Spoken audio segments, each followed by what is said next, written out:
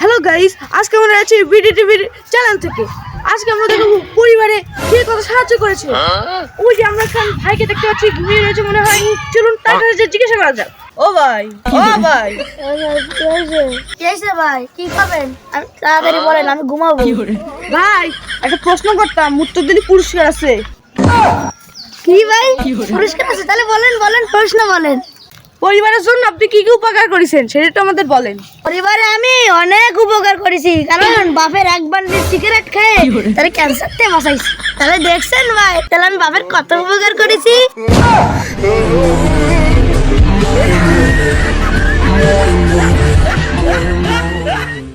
ও ভাই, তাহলে কর না কেন, ওই প্রশ্ন উত্তর কেমন হয়েছে?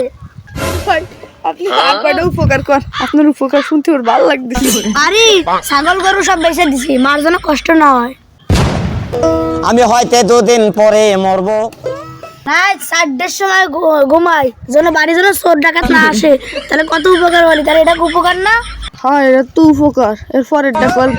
আচ্ছা গুন্ডা থাকলি তাদের আমি আগাই দিই, কারণ ওদের সাথে যেন ব্যবসা না করতে পারে। তাহলে ভাই এই উপকার না কি উপকার আছে, তাহলে উপকারটা দেন না, তাহলে উপহার দিন।